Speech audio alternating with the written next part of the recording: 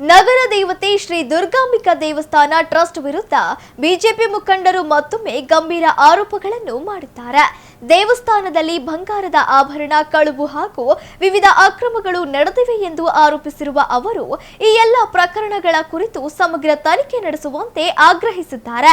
ಸುದ್ದಿಗೋಷ್ಠಿಯಲ್ಲಿ ಮಾತನಾಡಿದ ಅವರು, ದೇವಸ್ಥಾನದ ಬಂಗಾರದ ಆಭರಣ ಕಳುವು ಪ್ರಕರಣದಲ್ಲಿ ಎಷ್ಟು ಪ್ರಮಾಣದ ಚಿನ್ನ ಕಳುವಾಗಿದೆ, ಕಳುವು ಯಾವಾಗ ನಡೆದಿದೆ ಹಾಗೂ ತಪ್ಪಿತಸ್ಥರ ವಿರುದ್ಧ ಯಾವ ಕ್ರಮ ಕೈಗೊಳ್ಳಲಾಗಿದೆ ಎಂಬುದರ ಕುರಿತು ಟ್ರಸ್ಟ್ ಸಾರ್ವಜನಿಕರಿಗೆ ಸ್ಪಷ್ಟ ಮಾಹಿತಿ ನೀಡಿಲ್ಲ ಎಂದು ಆರೋಪಿಸಿದರು. ಪೊಲೀಸ್ ಠಾಣೆಗೆ ಸಲ್ಲಿಸಿರುವ ದೂರಿನಲ್ಲೂ ಕಳುವಾದ ಚಿನ್ನದ ಪ್ರಮಾಣವನ್ನು ಉಲ್ಲೇಖಿಸಿಲ್ಲ ಎಂದು ಪ್ರಶ್ನಿಸಿದ ಅವರು, ದೇವಸ್ಥಾನದ ವ್ಯವಹಾರಗಳಲ್ಲಿ ಸಂಪೂರ್ಣ ಪಾರದರ್ಶಕತೆ ಇರಬೇಕಿದ್ದು, ಭಕ್ತರ ಕಾಣಿಕೆ ಮತ್ತು ದಾನಿಗಳ ಹಣದಿಂದ ನಡೆಯುವ ಧಾರ್ಮಿಕ ಸಂಸ್ಥೆಯ ಪ್ರತಿಯೊಂದು ವ್ಯವಹಾರವು ಸಾರ್ವಜನಿಕರಿಗೆ ತಿಳಿಯುವಂತಿರಬೇಕು ಎಂದು ಹೇಳಿದರು. ದೇವಸ್ಥಾನಕ್ಕೆ ಸಂಬಂಧಿಸಿದ ಹಲವು ದಾಖಲೆಗಳು ತಮ್ಮ ಬಳಿ ಇದ್ದು, ದಸರಾ ಸಂದರ್ಭದಲ್ಲಿ ಸಾರ್ವಜನಿಕ ಸಭೆ ನಡೆಸಿ ಅವುಗಳನ್ನು ಬಹಿರಂಗಪಡಿಸುವುದಾಗಿ ತಿಳಿಸಿದರು. ಟ್ರಸ್ಟ್ ತಮ್ಮ ವಿರುದ್ಧ ಪ್ರತಿಭಟನೆ ನಡೆಸುವುದಾಗಿ ಹೇಳಿದರೆ ಅದಕ್ಕೂ ತಾವು ಸಹಕಾರ ನೀಡುತ್ತೇವೆ. ಆದರೆ ಅದೇ ವೇದಿಕೆಯಲ್ಲಿ ತಾವು ಕೇಳಿರುವ ಪ್ರಶ್ನೆಗಳಿಗೆ ಸಾರ್ವಜನಿಕರ ಎದುರು ಉತ್ತರ ನೀಡಬೇಕು ಎಂದು ಸವಾಲು ಹಾಕಿದರು. ಇದೇ ವೇಳೆ ಮಾತನಾಡಿದ ಬಿಜೆಪಿ ಮುಖಂಡ ಹಾಲೇಶ್, ದೇವಸ್ಥಾನದ ಆಡಳಿತಕ್ಕೆ ಸಂಬಂಧಿಸಿದ ಬೆಳವಣಿಗೆಗಳ ಕುರಿತು ತಮ್ಮ ಅಸಮಾಧಾನ ವ್ಯಕ್ತಪಡಿಸಿದರು. ಜೂನ್ ತಿಂಗಳಲ್ಲಿ ನನ್ನ ವಿರುದ್ಧ ಹಿಂದಿನ ಮಂತ್ರಿಗಳಾಗಿರ್ತಕ್ಕಂಥ ದಾವಣಗೆರೆ ಹಾಲಿ ಉತ್ತರದ ಶಾಸಕರಾಗಿರ್ತಕ್ಕಂಥ ಎಸ್ ಮಲ್ಲಿಕಾರ್ಜುನ್ ಅವರು, ನಮ್ಮ ಮಾಧ್ಯಮದ ಸ್ನೇಹಿತರು ಅಯೋಧ್ಯೆಗೆ ತಲುಪಿಸಿರ್ತಕ್ಕಂಥ ಬೆಳ್ಳಿ ಇಟ್ಟಿಗೆ ಬಗ್ಗೆ ಅವರನ್ನು ಮಾತಾಡಿಸಿದಾಗ, ಬೆಳ್ಳಿ ಇಟ್ಟಿಗೆ ಅಯೋಧ್ಯೆಗೆ ಮುಟ್ಟಿದೆಯೋ ಅಥವಾ ಇಲ್ಲೇ ರಸ್ತೆಯಲ್ಲಿ ಕಾಣೆಯಾಗಿದೆಯೋ ಅಂತಕ್ಕಂಥ ಮಾತನ್ನು ಹೇಳಿದರು. ಅದಾದ ನಂತರ ನಾನು ಅವರಿಗೆ ನಿಮ್ಮ ಮುಖಾಂತರ ಪತ್ರಿಕಾಗೋಷ್ಠಿಯನ್ನು ನಡೆಸಿ ಅವರು ಹೇಳಿರ್ತಕ್ಕಂಥ ಎಲ್ಲ ದಾಖಲೆಗಳನ್ನು ನಿಮ್ಮ ಮುಂದೆ ಬಿಡುಗಡೆ ಮಾಡಿರ್ತಕ್ಕಂಥದ್ದು ನಿಮಗೂ ಗೊತ್ತಿರ್ತಕ್ಕಂಥ ವಿಚಾರ.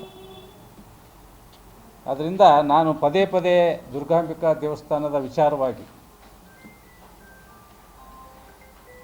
ಕೆಲವೊಂದು ವಿಚಾರಗಳನ್ನು ಇವತ್ತೇ ಲಾಸ್ಟ್ ನಾನು ಇನ್ನು ಹಂಚ್ಕೊಳ್ಳಲ್ಲ. ದುರ್ಗಾಂಬಿಕಾ ದೇವಸ್ಥಾನದ ವಿಚಾರವಾಗಿ ಇನ್ನು ಏನೇ ಇದ್ದರೂ ರಾಜಕೀಯ ವಿಚಾರವಾಗಿ ಕಾಂಗ್ರೆಸ್ ಬಿ ಜೆ ಪಿ ಅದು ನಡೀತಾ ಇರ್ತದೆ. ಆದರೆ ಇದು ದೇವಸ್ಥಾನದ ವಿಚಾರ ಆಗಿರೋದ್ರಿಂದ ನಾನು ಮೊನ್ನೆ ದೇವಸ್ಥಾನ ಕಮಿಟಿಯವರು ಒಂದು ಪ್ರೆಸ್ ಮೀಟನ್ನು ಮಾಡಿದರು. ಅವರು ಹೇಳಿದರು, ದಾವಣಗೆರೆ ದುರ್ಗಾಂಬಿಕಾ ದೇವಸ್ಥಾನದಲ್ಲಿ ಯಾವುದೇ ಅಕ್ರಮ ನಡೆದಿಲ್ಲ, ನಾವು ಪಾರದರ್ಶಕ ಆಡಳಿತ ನಡೆಸ್ತಾ ಇದ್ದೀವಿ. ನಾವು ದುರ್ಗಾಂಬಿಕಾ ದೇವಸ್ಥಾನದಲ್ಲಿ ಏನು ಬಂಗಾರ ಕಳುವಾಗಿದೆ ಅಂದ ತಕ್ಷಣ ನಾವು ಅವ್ರನ್ನ ಕರೆದು ವಿಚಾರಿಸಿ ಕಂಪ್ಲೇಂಟ್ ಕೊಟ್ಟಿದ್ದೀವಿ, ಅವರು ಅದನ್ನು ನೋಡ್ಕೊಳ್ತಾರೆ ಅಂತಕ್ಕಂಥ ಮಾತನ್ನು ಹೇಳಿದೆ.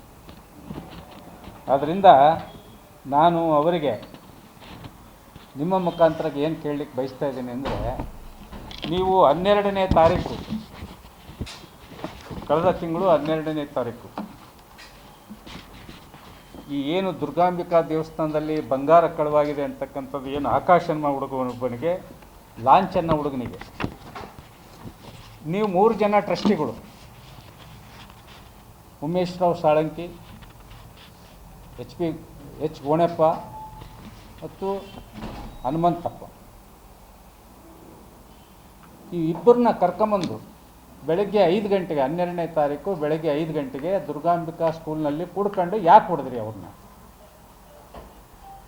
ಮೊದಲನೇ ಪ್ರಶ್ನೆ, ಅವ್ರಿಗೆ ಯಾಕೆ ಹೊಡೆದ್ರಪ್ಪ ನೀವು? ನಿಮಗೆ ದೇವಸ್ಥಾನದಲ್ಲಿ ಬಂಗಾರ ಕಳುವಾಗಿತ್ತೆ ಅಂತ ತಕ್ಷಣ ನೀವು ನಿಮ್ಮದೇ ಅಂತ ಒಂದು ಸಭೆಯನ್ನು ಮಾಡಿ ಕಂಪ್ಲೇಂಟ್ ಕೊಡಬೇಕಾಗಿತ್ತು. ಬೆಳಗಿನ ಜಾವ 5 ಗಂಟೆಗೆ ಕರ್ಕೊಂಬಂದು ಹೊಡೆಯೋ ಅಂಥದ್ದು ಏನಿತ್ತು ಅವರಿಗೆ? ಒಂದನೇ ಪ್ರಶ್ನೆ. ಎರಡನೇ ಪ್ರಶ್ನೆ, ಇದು ನಾನು FIR ಕಾಪಿ ನಿಮಗೆ ಕೊಟ್ಟಿದ್ದೇನೆ. ಇದರಲ್ಲಿದೆ 2 ಬಂಗಾರದ ಕಣ್ಣುಗಳು, 1 ಬಂಗಾರದ ಕಾಸಿನ ಸರ, 59 ಕಾಸುಗಳಿರುವ ಕೊಂಡಿ, 1 ಬಂಗಾರದ ಗುಂಡಿನ ಸರ, 40 ಗುಂಡು, 2 ತಾಳಿ, 3 ಹವಳ, 4 ಕರಿಮಣಿ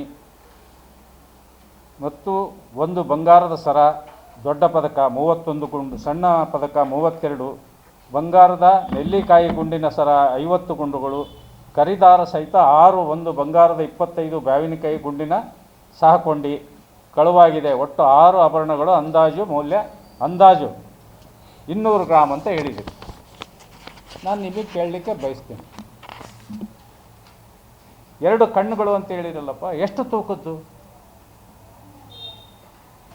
1 ಬಂಗಾರದ ಕಾಸಿನ ಸರ 59 ಕಾಸುಗಳಿರ್ತಕ್ಕಂಥದ್ದು ಅಂತ ಹೇಳಿದಿರಿ. ಎಷ್ಟು ತೂಕದ್ದು, ಎಷ್ಟು ಟಚ್ಚಿಂದು?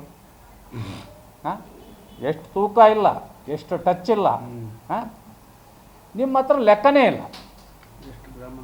ಹಾಂ, ಆಗಿದ್ದಾಗ ನೀವು ಹೆಂಗೆ ನೀವು ಈ ಮಾಲನ್ನು ರಿಕವರಿ ಮಾಡಿಸ್ತೀರಿ ಪೊಲೀಸ್ನವರಿಂದ? ನೀವೇ FIR ಕಾಪಿ ನೀವೇ ಕಂಪ್ಲೇಂಟ್ ಕೊಟ್ಟಿದ್ದೀರಿ. ಇಷ್ಟೆಲ್ಲ ಈ ಊರ ರಾಜಕಾರಣಕ್ಕೆ ಕೆಡೋದಕ್ಕೆ ಅವ್ರ ಮನೆಯಾಗ ದಿನೇಶ್ ಶೆಟ್ಟಿನೇ ಕಾರಣ. ಅವನು ಎಲ್ಲ ವಿಚಾರಕ್ಕೂ ಅವ್ರನ್ನ ಎಳ್ಕೊಂಬಂದು ಯಶವಂತರಾವ್ ಅವ್ರಿಗೆ ಹೊಡೆದಾಟ ಹಚ್ಚುತ್ತದನ. ಇವರು ಮಂತ್ರಿಗಳು ಆದಾರ, ಲೇ ನಿಮ್ಗೆ ಯಾಕೆ ಬೇಕಲ್ಲ, ನಿನ್ನ ಪಾಡಿನ ರಾಜಕೀಯ ಮಾಡ್ಕೊಂತ ಹೋಗಲ್ಲ ಅಂತಂದು ಹೇಳ್ಬೇಕು ಸರಿಯಾಗಿ ಬುದ್ಧಿವಾದನ. ಅವ್ನು ಯಶವಂತರಾವ್ ಏನಾರು ಒಂದು ವಿರೋಧ ಶೆಟ್ಟಿ ಮಾತಾಡಿದ ತಕ್ಷಣ ಅವನಿಗೆ ಇವ್ರು ಮ್ಯಾಕ್ ಕುಂದಿಸ್ಬಿಡ್ತಾರೆ. ಆ ಒಂದು ಚಡದು ಇವತ್ತು ಅವ್ರ ಮನೆ ರಾಜಕಾರಣ ಕೆಡ್ತಿರೋದು ಅವನಿದ್ದ. ಯಾಕಂದ್ರೆ ಇವತ್ತು ನೋಡ್ರಿ ಒಂದು ಉದಾಹರಣೆ, ಇವತ್ತಿನಿಂದ ದಾವಣಗೆರೆ ಜಿಲ್ಲೆನ ರಾಜಕೀಯ ವಾತಾವರಣ ಬದಲಾವಣೆ ಆಗ್ತೈತಿ.